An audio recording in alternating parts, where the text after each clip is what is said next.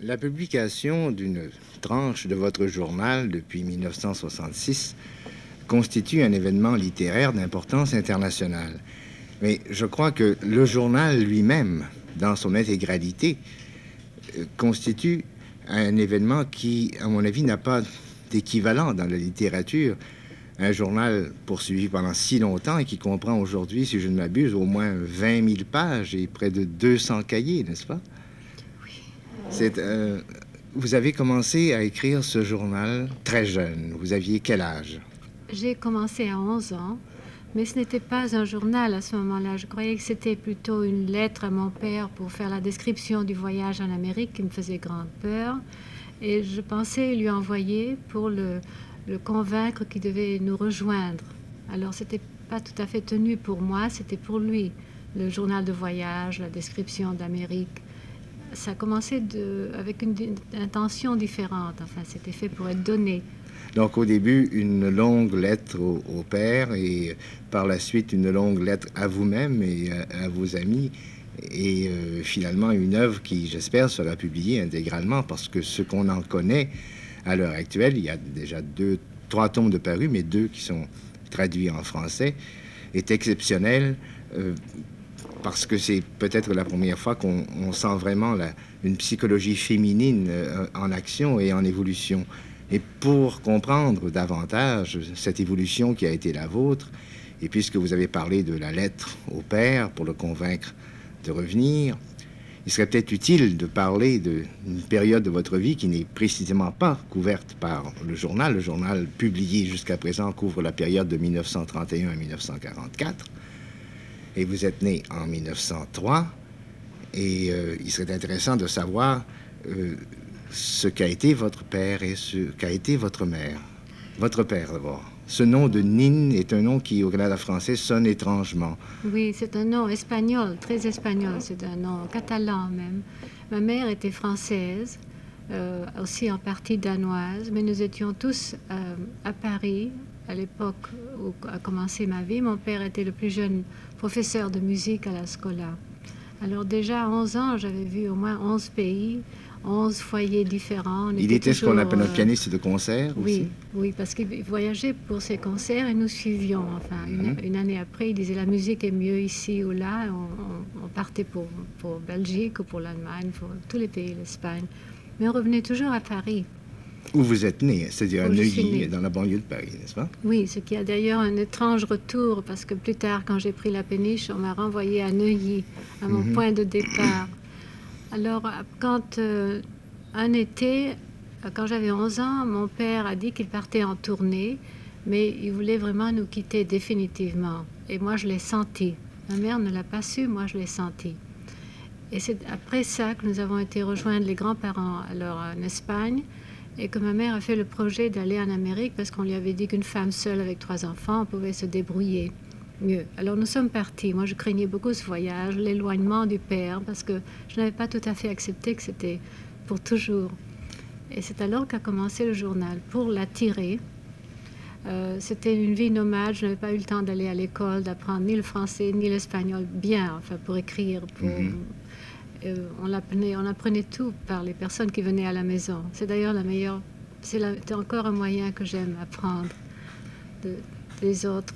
Et ce voyage en Amérique a été le commencement. Et une fois que je l'avais commencé, le premier volume, et j'ai voulu l'envoyer, ma mère a dit, je crois que le journal l'amusait, elle a dit, il ne faut pas l'envoyer, il va se perdre en route.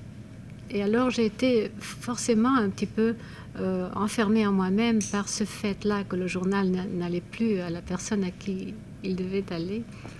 Je crois que parce que vous l'avez dit dans votre journal, on peut le dire ici, vos sentiments à l'époque étaient surtout des sentiments de culpabilité. Vous croyiez que vous aviez fait quelque chose qui n'était pas bien et c'est ça qui avait précipité le départ de votre père, ce qui ne correspondait pas à la réalité, n'est-ce pas? Non, c'est une interprétation que les enfants font quelquefois, que si le père les laisse, c'est parce qu'eux, ils n'ont pas été assez sages ou assez gentils ou assez jolis. Toutes ces choses ont eu certainement une influence dans ma vie parce que l'enfant prend ça pour soi-même. Il ne dit pas c'est toute la famille qui l'a abandonné. Non, c'est chaque enfant séparément. Chacun l'a pris d'une façon différente. Alors moi, c'était pour écrire, c'était pour lui faire plaisir, pour l'intéresser, pour qu'il continue à s'intéresser à la famille. Alors j'avais fait le portrait de toute la famille. Beaucoup de portraits dans le journal. Ce n'est pas tout à fait un self-portrait. Mais comme j'étais dans un pays et je ne connaissais pas la langue, j'étais isolée de mes amis. En grande partie, le journal est devenu le confident, l'ami, le fiancé, enfin tout ce que peut imaginer une petite fille qui n'a pas beaucoup d'amis parce que je ne parlais pas l'anglais. À New York, à l'âge de 11 ans, vous avez fait des études. Quelle sorte d'études? On m'a envoyé à public school. Oui, une école et publique. Là, oui, j'ai appris l'anglais, mais je détestais cette école parce qu'on essayait de nous niveler, de nous enlever ce que nous avions d'Europe. On n'aimait pas quand on disait bonjour et au revoir. Et ce qu'on appelait les belles manières en Europe n'étaient pas acceptées dans ce quartier de New York, c'est ça? Et plus grave encore, je découvrais l'anglais. Et je le découvrais d'une façon, je le découvrais tellement riche, je voulais l'employer tout le temps. J'employais des mots pas courants du tout. Et alors les professeurs des mots que vous trouviez où? Oh, dans le dictionnaire, dans la lecture. Et j'avais ce goût de la recherche de la langue. Alors la professeure croyait que c'était une chose prétentieuse. Elle me disait, il faut aller au coin acheter des revues quelconques et apprendre l'anglais de la rue, enfin l'anglais de tous les jours. Et ça m'ennuyait énormément. Et j'ai quitté l'école avant l'âge légal, enfin, parce qu'il faut aller à l'école en Amérique jusqu'à l'âge de 16 ans. À 14 ans, j'ai quitté. Je me cachais de la police. Enfin, j'étais le premier, peut-être, drop-out, comme nous disons aujourd'hui. Vous aviez déjà, alors, un certain esprit de rébellion contre... Oui, très bien caché, mais il était là. Et il explique d'ailleurs, je crois plus tard, ma protection de tous les rebelles. Parce que je semble choisir ceux qui sont en rébellion, comme Miller, qui avait sa révolution à lui, comme le docteur Rank plus tard, qui était rebelle contre le dogme de Freud, Artaud, qui était le rebelle contre le surréaliste. J'avais un penchant pour les rebelles, peut-être parce que moi, je ne faisais pas mes propres révolutions. Si vous évoquez votre adolescence, quelle sorte de jeune fille étiez-vous? Timide, et je ne disais pas un mot. Pas un mot? Je ne parlais pas. C'est encore là que le journal vous permettait de vous exprimer. Oui. Vous n'auriez pu pas me tirer un seul mot si j'étais ici, même à 16 ans. Enfin, je ne parlais pas du tout. J'écoutais, j'observais beaucoup, j'écrivais beaucoup, mais je ne pouvais pas me confier. Est-ce que vous lisiez beaucoup? Je lisais énormément. Oui, je lisais même pendant que je faisais le ménage. Enfin, je lisais tout le temps.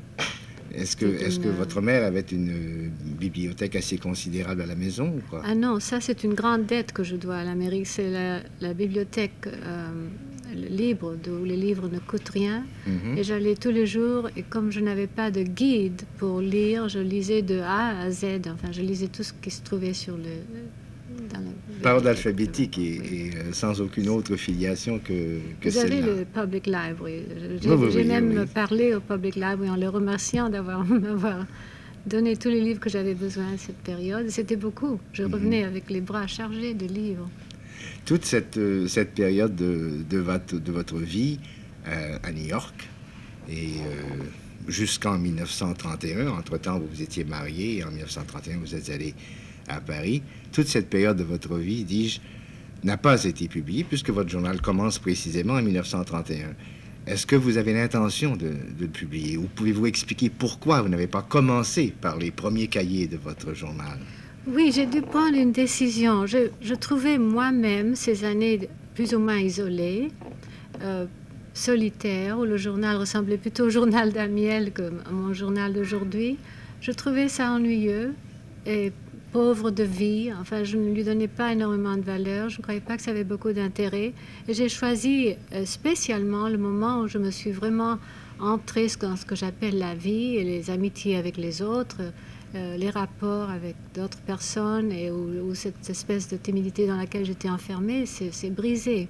Et je croyais que ça, c'était le moment intéressant et c'est là que j'ai pris les années 30.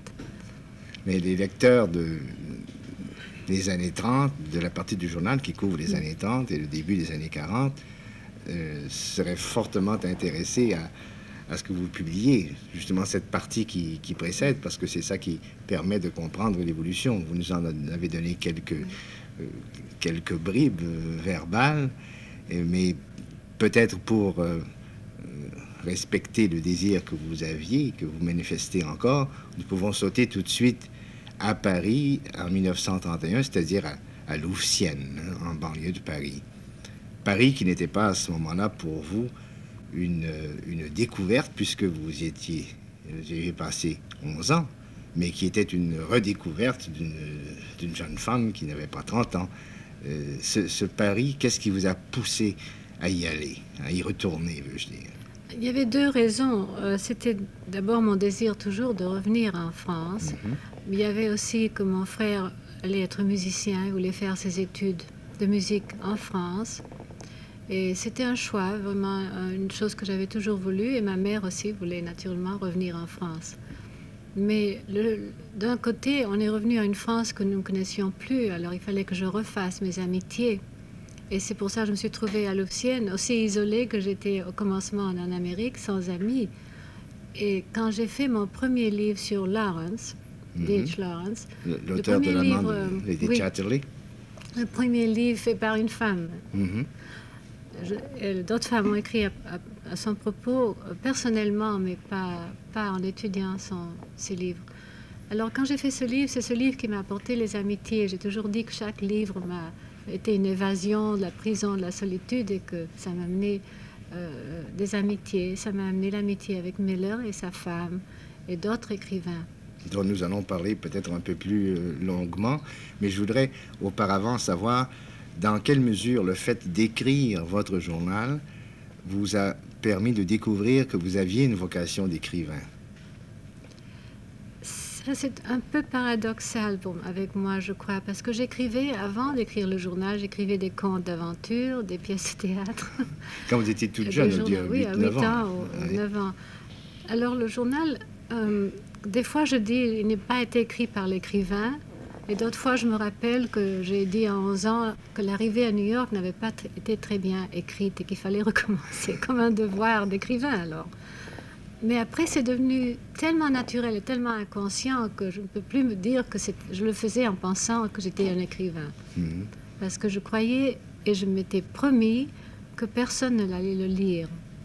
Et c'est cette condition qui lui a donné cette chose de vérité, parce que je crois encore que si ça avait été fait pour être lu, il n'aurait pas eu la même nature. Mais il était fait pour être lu par une personne, par votre père, n'est-ce pas? Seulement au commencement. Après, oui. je savais que ça n'allait plus être parce qu'à 16 ans, quand j'ai passé du français à l'anglais, je savais qu'il ne lisait pas l'anglais. Donc à ce moment, ça a été la vraie séparation du journal qui n'était plus pour le père. Et ce journal, vous avez dit vous-même qu'il était votre refuge, votre drogue, presque, votre vie. Vous l'avez fait d'une façon constante, n'est-ce pas? Et vous continuez à l'écrire encore. Oui, jusqu'à hier, jusqu'à ce matin, peut-être? Presque ce matin, à 7 heures du matin. Mais... Et votre vie à Paris durant les années 30, c'est une sorte de mélange, de flot ininterrompu entre ce que vous écriviez dans votre journal et ce qui se passait dans votre vie réelle, de sorte qu'on découvre en le lisant l'impression que vous faisiez non seulement les personnes, mais les événements, les odeurs, les couleurs de Paris. Et à ce titre-là, ça constitue un témoignage extraordinaire de cette période. Et des gens avec qui vous avez été associés, des gens qui vous ont entouré, que vous avez connus. Vous mentionniez tout à l'heure Henry Miller, qui nous avons eu l'occasion de nous entretenir au sel de la semaine l'an dernier. Miller qui était à ce moment-là à Paris, une sorte de rebelle, en tout cas en marge de l'establishment parce qu'il n'avait pas beaucoup d'argent. Dans quelles circonstances précises avez-vous fait sa connaissance? Quelqu'un lui a donné mon livre sur Lawrence à lire et il a fait un commentaire qui d'ailleurs allait être assez prophétique. Il a dit « Je n'ai jamais vu quelqu'un écrire si doucement, de choses si fortes. » Et lui, il avait fait, il avait dit avec douceur. il avait fait un article sur Buñuel d'une grande violence. Et alors moi, je me suis dit, je n'ai jamais vu quelqu'un écrire avec une telle violence et une telle passion sur un thème comme Buñuel qui m'intéressait. Alors quelqu'un l'a amené à la maison. Il avait d'ailleurs une liste de possibilités de dîner. Il avait une liste où il était sûr d'avoir un dîner. On lui avait donné mon nom. Et il est venu dîner parce que c'était très important pour lui. Et alors après, nous sommes devenus très amis. Il a visité toute la maison. Il a été dire bonjour à ma mère. Enfin, il a aimé toute l'ambiance et il était très content. Et nous sommes devenus très amis. Il a commencé à m'envoyer des lettres, même pendant qu'il travaillait à Paris. De Paris à Louvciennes, je recevais des lettres de 40 pages sur son travail, justement, les livres qu'il avait besoin, le développement du roman. Et dans ces choses-là, je prenais toujours le parti de la femme. Enfin, je jouais le rôle de la femme en dialogue avec lui pendant qu'il écrivait le... Il préparait à ce moment-là le Tropique du cancer, n'est-ce pas? Où il raconte sa vie avec June, sous le nom de... C'était un moment très difficile pour lui. June n'était pas là à ce moment-là quand je l'ai connu. Elle était à New York et elle lui avait procuré l'argent pour qu'il vienne à Paris. Oui, pour être écrivain. Pour être écrivain, oui. Il y avait beaucoup cet idéal de Paris. Et elle est venue le rejoindre, mais d'après les confidences qu'il nous a faites au sein de la semaine, on avait le sentiment, en l'écoutant, qu'il s'agissait vraiment d'un couple terrible qui ne se réunissait que pour mieux se déchirer. Est-ce aussi le sentiment que vous aviez? Oui, ça c'était vrai. On voit ça dans ses livres, oui. Et on voit ça dans le journal. C'était la première fois que j'avais vu un couple en guerre, enfin ce que j'appelle vraiment avec la guerre déclarée. Et j'essayais de jouer un rôle d'harmoniser, que je n'ai compris que plus tard. C'est une femme psychologue qui a écrit sur ça, que comme mon père et ma mère s'étaient séparés, j'essayais toujours de réunir les gens qui étaient en guerre avec eux-mêmes, dans les mains. Alors j'avais essayé ça, mais ça n'a pas réussi. Quelle impression avez-vous ressenti en rencontrant June pour la première fois, la femme de Mélanie? J'étais très, très impressionnée par June. Moi qui étais tellement enfermée et timide, il me semblait que c'était la femme idéale qui était libre, qui avançait dans la vie avec beaucoup d'audace, qui était déjà en pleine maturité. Tout ce qu'une jeune femme peut vraiment admirer, elle était très impressionnante, très dramatique, habillée d'une façon qu'on ne pouvait pas oublier. Et il m'a beaucoup impressionnée. Et alors j'ai compris un peu mieux le tourment de Henry, qui se disait obsédé de vérité, qui avait épousé quelqu'un qui faisait des mythes tout le temps, qui était mythomane. Enfin. Lui, il disait des mensonges, moi j'appelais ça mythomane. Elle inventait la vie, elle inventait toutes les situations. Et lui, il jouait un peu le rôle Simenon, détective, qui voulait absolument prouver que c'était des mensonges. Et j'étais pris dans cette... Oui, parce qu'il voulait en même temps se servir de vous pour savoir si... Oui. Pour que son enquête aboutisse. Moi, je devais être l'espionne qui allait dire si c'était vraiment... Mais enfin, ça n'a pas été comme ça, parce que je me suis pris d'amitié pour elle et je sentais ce déchirement entre les deux. J'étais plutôt... les deux me faisaient vraiment beaucoup de chagrin de les voir.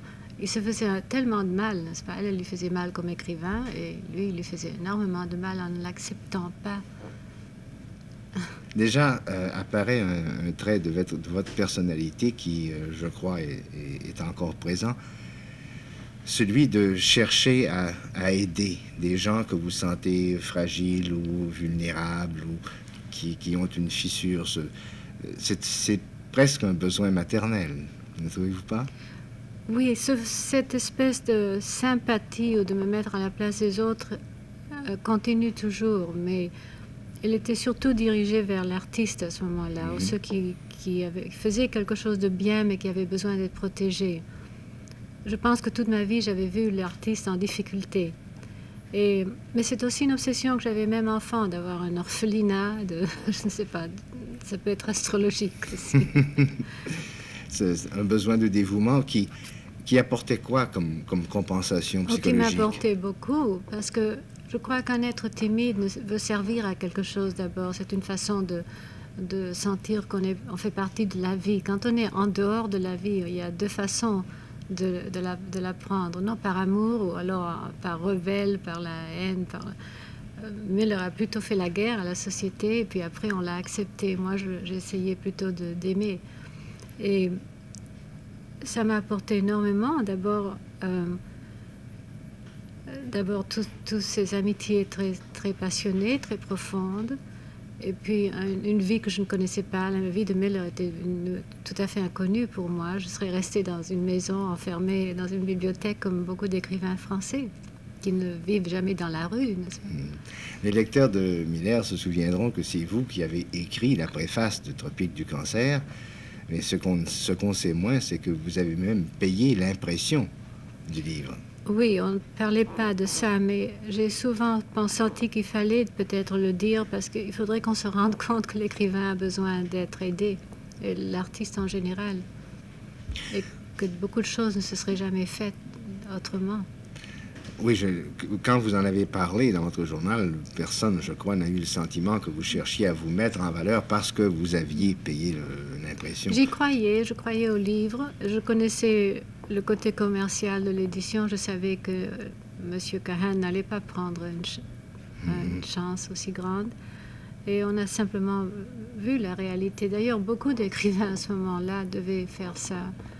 Ça s'est passé souvent en France, même Proust. Oui, bien sûr, publié à compte d'auteur. Mais lui-même, Henry Miller, avait confiance en vous, en vos talents d'écrivain.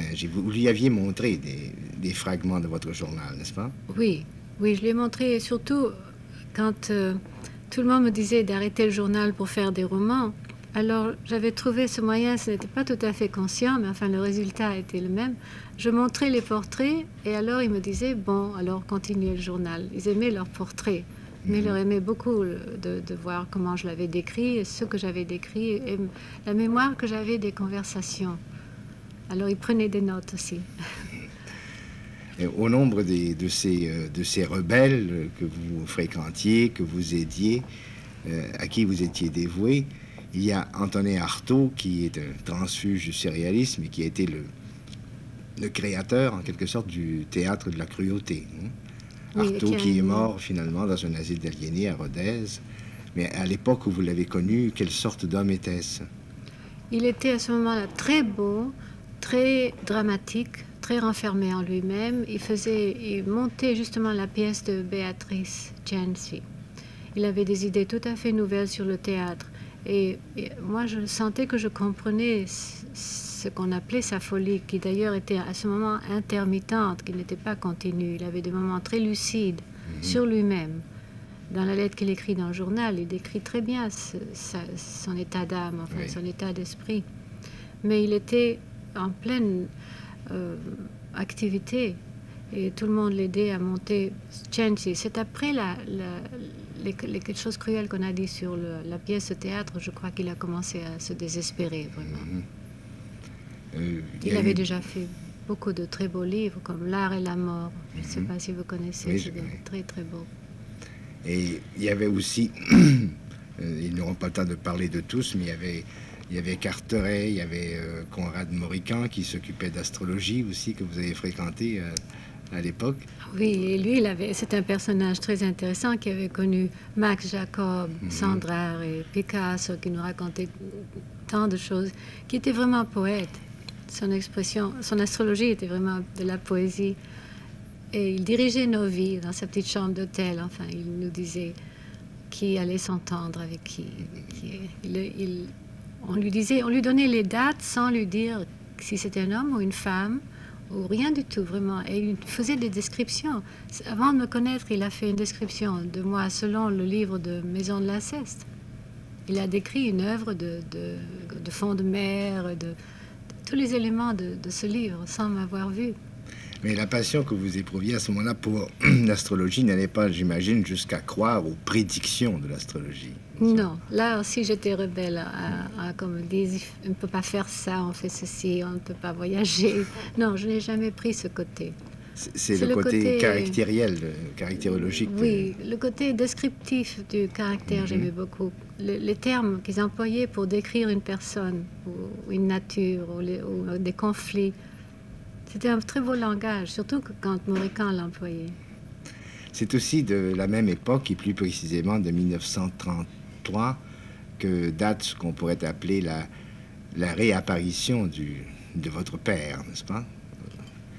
Nous avons eu une réunion, enfin, on s'est retrouvés, on a essayé de s'entendre. Vous êtes retrouvés, vous et lui? Oui, je lui ai écrit, quelqu'un m'a dit qu'il avait beaucoup de chagrin, que nous n'étions jamais venus le voir. Et a fait le lien, vraiment, a refait le lien. C'était un jeune musicien. Alors, je lui ai écrit que j'étais prête à le voir. Je me sentais maintenant, enfin, assez de maturité pour le comprendre, pour le retrouver. Était-ce encore le grand séducteur, l'homme couvert de femmes? Oh oui, à 50 ans, il était tout à fait extraordinaire. J'ai bien décrit dans le journal qu'il avait été gâté justement par ce côté-là de charme. Il avait un charme et personne ne pouvait résister. Alors il est venu, nous avons essayé de nous entendre, voir quelles étaient les ressemblances, sur quel terrain on pouvait se comprendre. Mais il y avait déjà des grandes différences. Et je menais déjà une vie que lui n'aimait pas, c'était la vie de bohème. Et il aimait la vie de salon. Et comme j'avais fui justement toutes ces valeurs de société, de salon, d'artifice, et que je fuyais justement dans le sens contraire, ça avait été très difficile de se trouver d'accord. Enfin, vous vous êtes par la suite revus à quelques reprises, mais il n'y a jamais eu ce qu'on peut appeler une réconciliation véritable. Non, non. Seulement à son départ pour Cuba, quand la guerre a été déclarée, à un moment donné, il a laissé, parce que c'était un homme qui portait un masque, c'était impossible d'avoir des vrais rapports avec lui. Alors à ce moment, le masque est tombé, il a été très sincère. Un moment de crise qui partait pour la France, il a eu une syncope à son 1000e concert. Mais je savais aussi que c'était la séparation une autre fois, que vraiment on n'avait pas réussi à être très près l'un de l'autre.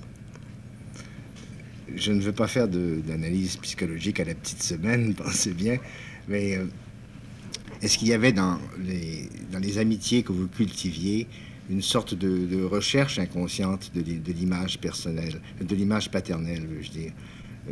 Parce que certains de ces hommes, Meller par exemple, était de plusieurs années votre aîné, n'est-ce pas? Je crois que oui. Il y avait les deux choses.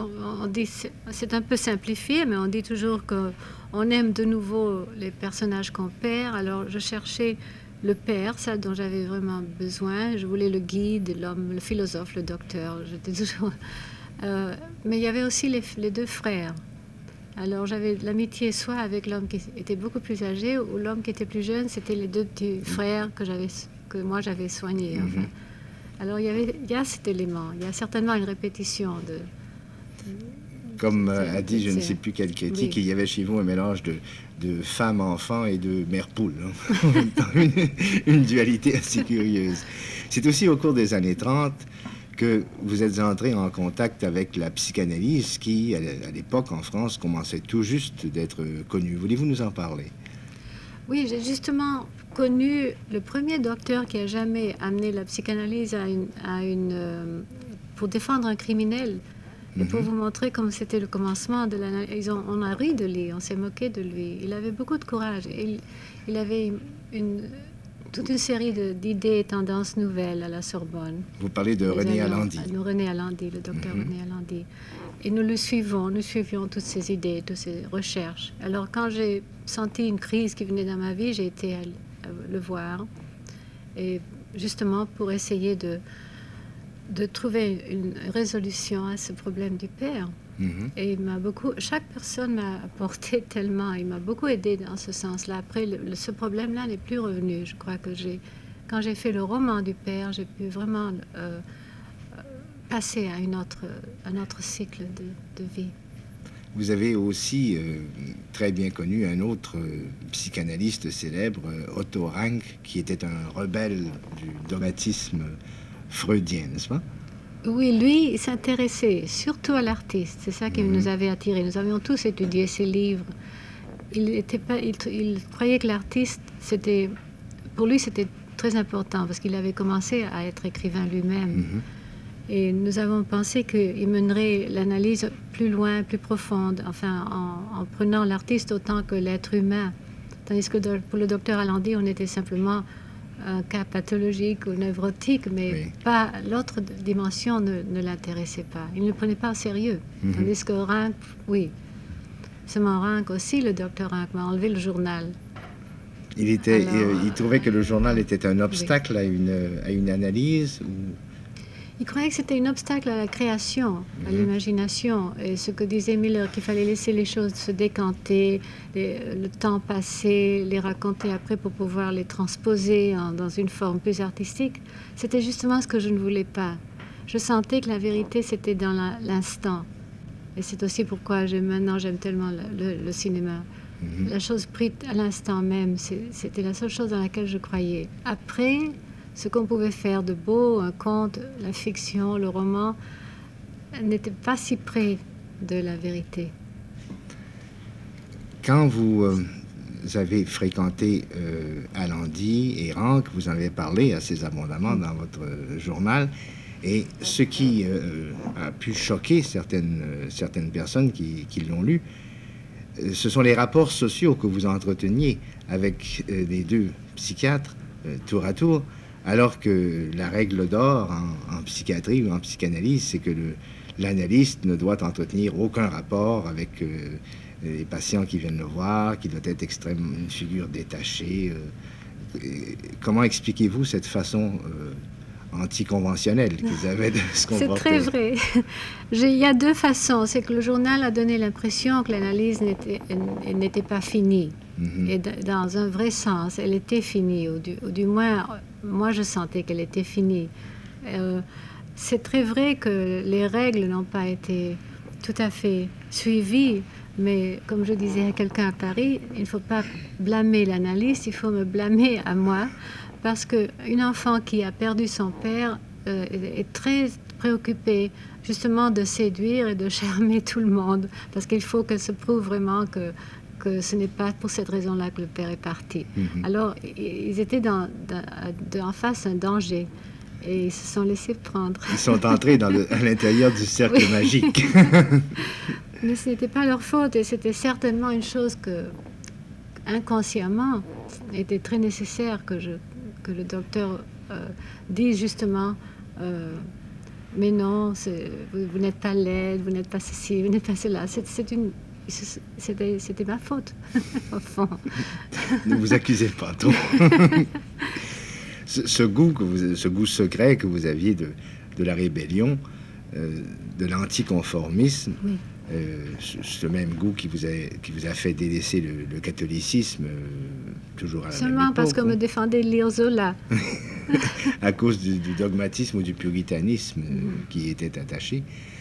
Est-ce que c'est un goût du même genre qui vous a fait abandonner la maison de Louvciennes, qui était très confortable, pour une vieille péniche amarrée au bord de la Seine? Oui, absolument. Voulez-vous raconter dans quelles circonstances vous avez loué cette péniche? Oui, ça c'est ce que j'appelle la circonstance du rêve qui crée la vie. Alors j'avais d'abord été voir la maison de Maupassant à Étretat. Et la tempête avait apporté un bateau de pêcheurs dans le jardin. Elle avait déposé là. Il était resté là en employé pour garder les choses de jardinage. Et alors j'avais demandé à mes hôtes si je pouvais passer la nuit là. Ils m'ont dit non, c'est tout plein de toutes sortes de choses du jardin. C'est pas possible. Alors j'ai rêvé qu'on me laissait dormir dans le bateau et que le bateau faisait un grand voyage par la Seine pendant 20 ans. Comme j'ai toujours aimé les voyages. Alors ce rêve-là est devenu vraiment une obsession et j'ai toujours dit que le rêve servait simplement à vous dire ce que vous voulez faire. Alors j'étais assise au café, j'ai vu un journal qui disait péniche à louer. J'ai été voir et c'était la péniche de Michel Simon qu'il avait construite pour y habiter avec ses singes. Et il m'a raconté l'histoire des singes. Les singes fuyaient dans les quais, effrayaient tout le monde. Alors il a dû prendre une maison à la campagne et il louait la péniche. Certes, ça avait un sens symbolique, poétique, c'est hors de la réalité, ce n'est pas une maison, ça flotte, ça voyage. Ça correspondait vraiment à ce que j'aimais le plus. Et le soir, je pouvais m'imaginer que je voyageais, parce qu'on entendait, vous savez... Le clapotis des vagues, de l'eau, on pouvait s'imaginer qu'on faisait des grands voyages. Ce n'était pas un grand voyage, j'étais au Pont-Royal. Mais Alors le rêve a produit la réalité a produit des contes et puis un roman, et ça continue à nourrir l'autre, n'est-ce pas? D'ailleurs, vous aviez commencé à ce moment-là à travailler à votre œuvre romanesque, dont nous n'avons encore à peu près pas parlé, mais vous avez quand même une douzaine d'ouvrages romanesques, dont 2 ont été traduits en français, si je ne m'abuse. Il y a la Maison de l'inceste, qui n'est pas à proprement parler un roman, mais une sorte de poème, Un poème en prose. Oui. Et L'espion dans la Maison de l'amour. Ah oui, que nous allons filmer. Je suis très heureuse de ça, parce que ça va être fait ici, dans votre ville. Oui, lors de son passage au sel, Jeanne Moreau nous a précisément parlé de ce projet de film tiré du livre, qui en anglais s'appelle The Spy in the House of Love. Oui. Et elle nous avait parlé de ce projet comme devant se réaliser au mois d'avril. Et nous cette sommes année, en juin. Certainement, je crois. Certainement. Qu'est-ce qui s'est passé alors? Un peu de retard, oui. Mais j'ai une productrice très douée, excessivement douée, qui a fait l'adaptation. Et j'espère qu'elle pourra être le metteur en scène, parce qu'elle comprend mon livre mieux que personne. Et ça sera fait ici, ce sera une production canadienne. Mm-hmm. Et ça me fait beaucoup de plaisir que ça soit fait ici plutôt que Hollywood. Est-ce que Jeanne Moreau a donné son accord définitif? Oui, oui, certainement. Et l'adaptation est prête. Il y a eu des retards. Ça arrive très souvent dans le cinéma. Est-ce que vous accepteriez d'en résumer brièvement ce qu'on pourrait appeler l'intrigue? Ah, je crois que ma productrice ferait ça mieux que moi. C'est la femme qui est divisée en plusieurs personnalités par un événement qui l'a coupée, qui lui a donné une crainte de la vie. Mm-hmm. Et qui a plusieurs aspects de sa personnalité. Elle essaye de les vivre, de les vivre jusqu'au bout, sans toutefois se commettre entièrement dans aucune situation. Alors, elle aime, je dis, avec un côté d'elle-même. Elle présente un aspect de sa personnalité. Elle prend contact avec un homme, un seul aspect de cet homme, l'aspect passion, l'aspect très intense du moment, enfin. Et alors, elle tourne comme la ronde, n'est-ce pas, en montrant. Et en même temps, elle sent très bien qu'elle est aimée simplement sur un plan, le plan qu'elle donne. Et elle cherche une espèce d'unité qu'elle croit pouvoir trouver dans l'amour. Elle ne se rend pas compte que c'est justement en se tournant et en ne se donnant pas entièrement qu'elle ne le trouve pas. Mm-hmm. Elle attend la personne qui va l'unifier, le grand amour qui va mettre toutes ces choses ensemble. Alors nous avons employé l'image de la peinture, vous savez, la peinture de... j'ai un trou de mémoire. Vous en avez parlé de la peinture de Duchamp, le nu descendant l'escalier. Vous voyez plusieurs fois, plusieurs femmes descendre l'escalier. Mm-hmm. C'est toute la même femme, mais qui a été vraiment séparée par un événement douloureux. Et cette femme décomposée par Duchamp, on a le sentiment qu'elle n'est pas très loin de vous, vous qui avez écrit « Je me sens comme un miroir brisé ». Oui, c'est vrai. J'ai ressenti souvent ceci, parce qu'un événement tragique vous brise quand même. Mm-hmm. Alors on doit rassembler pour faire une unité de la personnalité. Alors il y a des paradoxes dans les premiers journaux. Je peux toujours dire que c'est le premier, le deuxième, mais c'est pas dans le troisième, et ça s'arrange dans le quatrième. Mais certainement le besoin d'unité que nous avons tous, je l'ai fait par le travail. Alors, dans le cas de l'espionne à la Maison de l'amour, elle n'a pas cette ressource. Elle cherche ça dans la passion, comme si la passion pouvait la fondre en une femme, en faire une femme.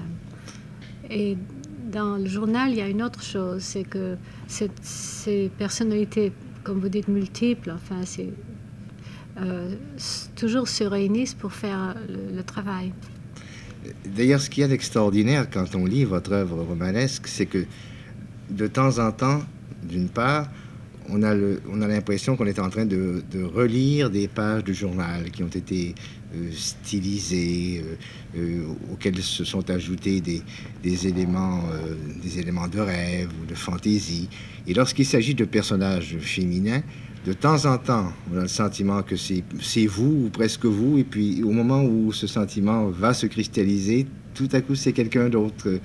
Ça évoque par exemple June, la femme de Miller, et il y a un va-et-vient continuel entre cet aspect purement fictif de vos personnages et l'aspect très personnel, très sincère de votre journal. Est-ce que ça décrit assez bien ce que vous avez cherché à faire dans votre œuvre romanesque?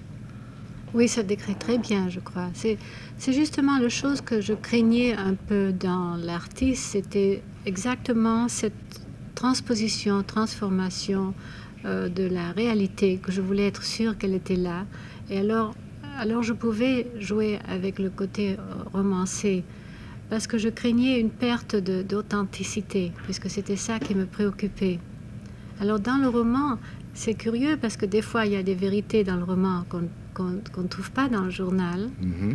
Par exemple, l'histoire des chiffonniers dans le journal, je raconte comme un documentaire, on va les voir, ça n'a pas un sens spécial, c'est pittoresque, mais c'est dans le conte que j'emploie ça comme un symbole des choses qu'on ne peut jamais jeter parce que quelqu'un les ramasse et elles reviennent, et c'est le passé dont on ne peut pas se débarrasser. Alors le conte apporte quelque chose, une autre dimension, mais on perd simplement le véridique. Alors je voulais les deux. Et aussi, je crois que si on va très profondément dans l'inconscient de la femme, il y a des ressemblances, plus et plus de ressemblances. Plus à fond on va. Mm-hmm.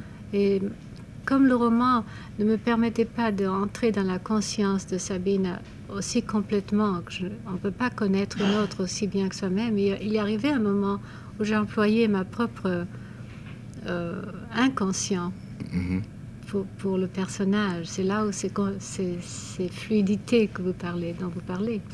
Et ces passages d'un à l'autre. Je ne crois pas vous faire injure en signalant que cette œuvre romanesque, donc qui comprend une douzaine d'ouvrages, est passée à peu près inaperçue, et ce n'est qu'à la faveur de la publication du journal qu'on commence à vous découvrir comme romancière. Et dans le même temps, vous m'avez dit que vous aviez renoncé à écrire de la fiction pour vous consacrer surtout au journal. Pourquoi?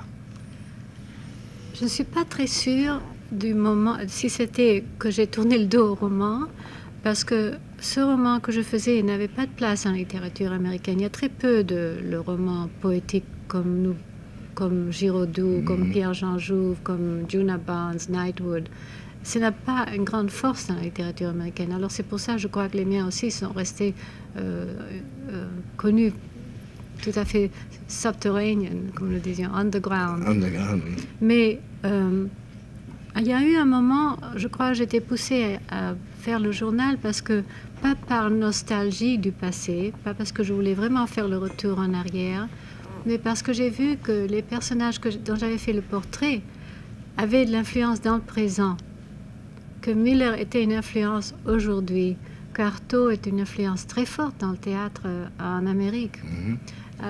Alors ça fait un pont entre cette époque et le présent que j'aime. Enfin, c'est des ponts que j'aime faire, qui donnaient une vitalité. Il y avait aussi il y a une renaissance du doctorant, ses idées sur l'éducation.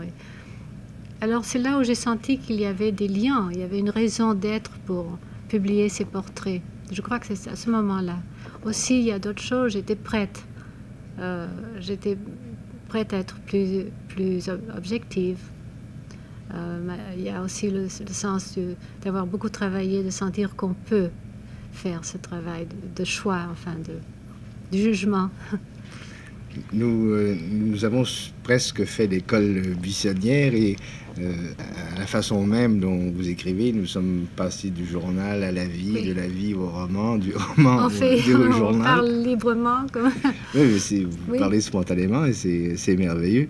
Je voudrais quand même revenir aux années qui ont précédé la guerre, aux années qui ont précédé votre deuxième retour en Amérique, parce que vous étiez à ce moment-là très lié avec un personnage assez étonnant qui paraît dans votre journal, qui s'appelle Gonzalo, le péruvien révolutionnaire. C'était à l'époque d'ailleurs de la guerre d'Espagne, qui cherchait à vous convertir au marxisme.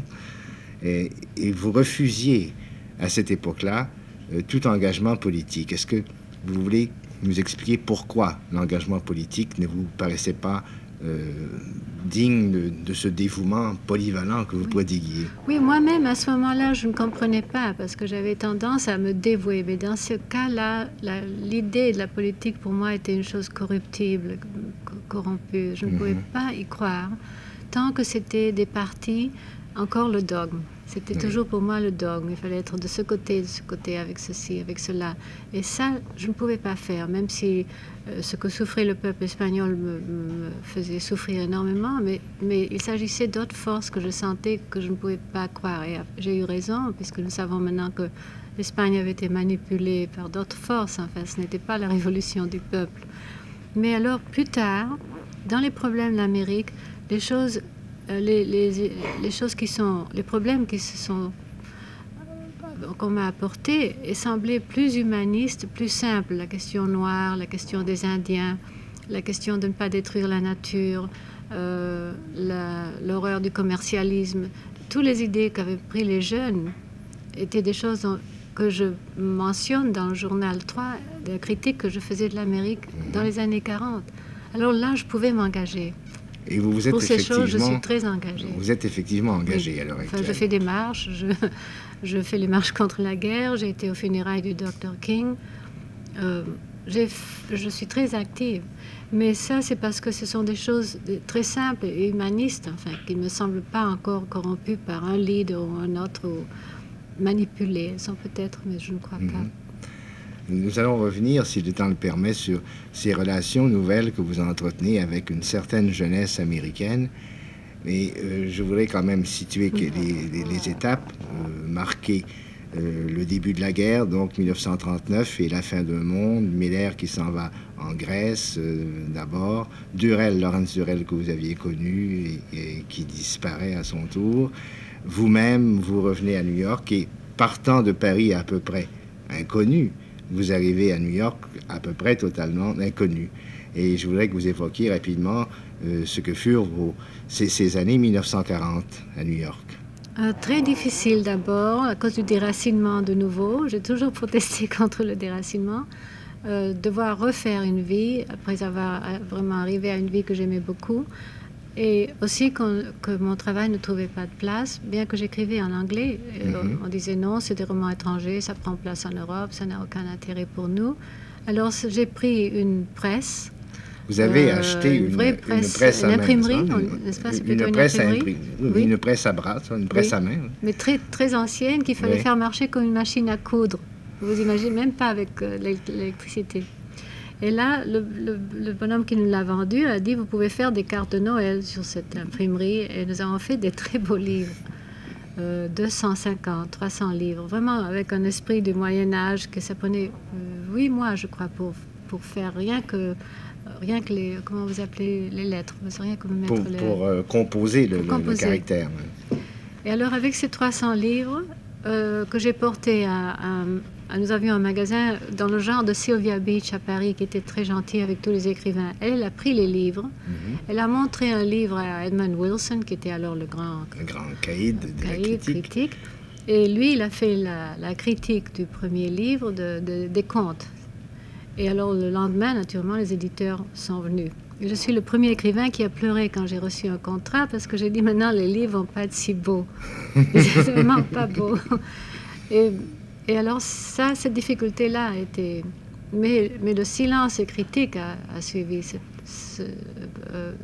Enfin, ils n'ont pas pu accepter ce genre de roman. Ils disaient qu'il n'y avait pas de commencement ni de fin. Ce n'était pas le roman du XVIIIe siècle, enfin, le roman réaliste, naturaliste américain. Vous avez même raconté des choses qui, aujourd'hui, paraissent absolument risibles, les conseils littéraires que les éditeurs vous donnaient, comme d'acheter le Saturday Evening Post et d'essayer d'écrire comme les articles de journaux. Ou d'écrire Good Earth comme Pearl Buck, comme on disait, si vous pouviez faire un livre comme ça, comme le Good Earth, ça serait bien. Mais vous m'avez dit que, écrivant régulièrement de la fiction, pendant 20 ans, vous avez été à peu près totalement inconnu. Oui, et en tout cas, par les jeunes. Excepté par les jeunes. Oui. C'est là que Oui. nous C'est revenons là à la que- jeunesse. Qu'est-ce que vous croyez attirer les jeunes?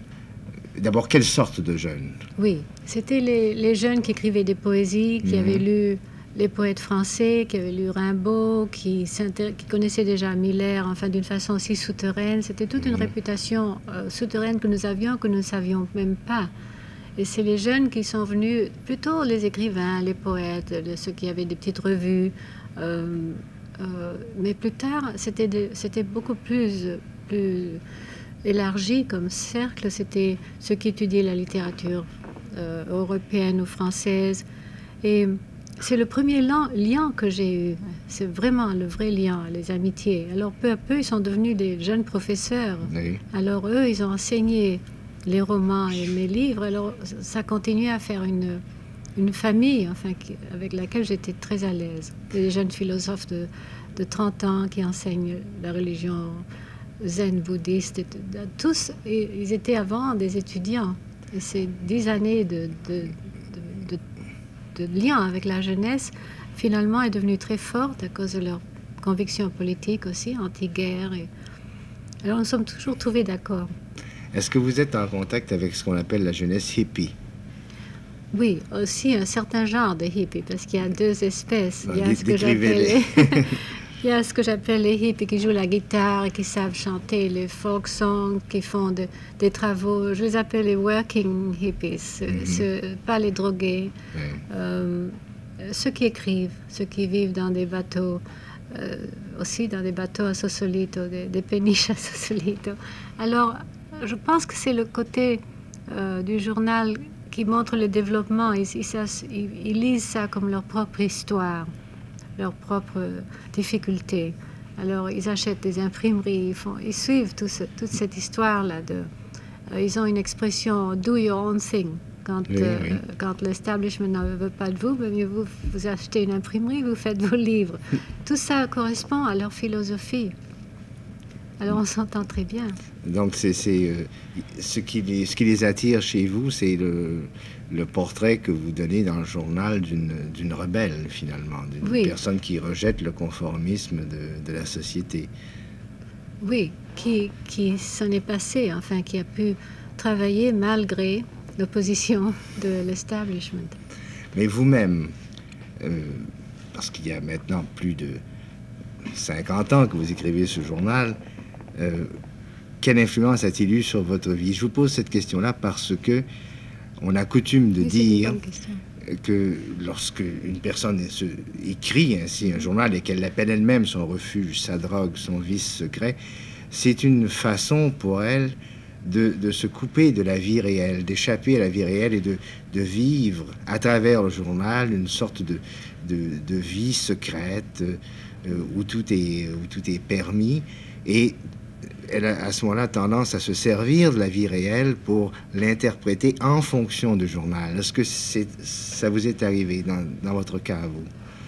Je pense que j'ai échappé à ça parce que c'était une habitude prise tellement jeune que c'est devenu spontané et naturel, que je n'avais pas l'impression, par exemple, que je devais avoir une vie intéressante pour avoir un journal intéressant, mais que c'était fait tellement naturellement. Vous savez, je n'ai pas une seule... je n'ai rien dû effacer. Il n'y a pas un mot effacé dans le journal. C'est écrit à la main. Vous ne vous êtes jamais regardé écrire? Non. Il n'y a pas de rature? Non, parce que du moment que vous croyez que c'est un secret, il n'y a pas cette conscience. La conscience vient des autres, non? C'est la personne qui regarde ce que vous faites qui vous rend conscient. Mais si vous restez avec votre secret, et j'ai souvent conseillé aux jeunes écrivains qui étaient bloqués, de garder ce secret, parce que ça vous libère de toute la censure qu'on se fait à soi-même, des doutes, enfin, de ce qui vous empêche de dire tout. Et je crois que j'ai échappé à ce conscient de l'écrivain. Est-ce que vous êtes... Et ce détachement non plus, c'était pas détaché non plus. Est-ce que vous êtes consciente que le journal vous a permis, en même temps qu'il offrait une matière à votre propre exploration, qui vous a permis de vraiment cerné ce qu'était la psychologie d'une femme par rapport à la psychologie d'un homme. Oui, ça j'espère, oui. En le faisant peu à peu, sans rationalisation, simplement en décrivant les états d'esprit chaque jour, n'est-ce pas? Il y avait un portrait qui se faisait aussi inconsciemment, qui pouvait suivre la ligne de la psychanalyse et d'arriver au conscient, mais par des moyens très, très obscurs. L'arithmétique qui prend place dans le noir, on disait, n'est-ce pas, dans l'obscurité. Et cette sorte de rebelle que vous fûtes et que vous demeurez par certains aspects, vous a-t-elle conduit à épouser les thèses du féminisme? Là, c'est une question très délicate. Je n'aime pas le militarisme, enfin, du féminisme. Je crois que la libération vient par l'intérieur. Je ne crois pas à déclarer la guerre à l'homme, par exemple. Je crois que l'homme a les mêmes problèmes et est victime des mêmes choses que la femme. Mais il y a certaines injustices professionnelles que j'aimerais voir. J'aimerais voir des femmes metteurs en scène. Je voudrais voir les femmes qui ont des revues intelligentes, qui font des commentaires politiques. Vous savez, l'américaine à qui on a dit que la femme ne peut pas faire des commentaires politiques parce qu'elle n'est pas logique, et elle a dit, est-ce que les événements sont logiques? Alors, cette connaissance que la femme a du non rationnel dans notre vie, qu'elle comprend le motif émotionnel pourquoi les êtres font certaines choses, est utile, serait utile, je crois, dans beaucoup de domaines, dans tout. Elle apporterait un autre élément. Oui. Je crois en terminant que ce qui transparaît dans votre journal transparaît aussi dans la conversation que nous venons d'avoir. Et cela peut se résumer par une phrase que vous avez écrite et qui est peut-être une des plus significatives de toute votre œuvre. La phrase, je la traduis de mémoire, « La compassion est la seule clé qui permette d'atteindre les autres êtres humains. » Et je vous remercie beaucoup, Anaïs Nen. Merci.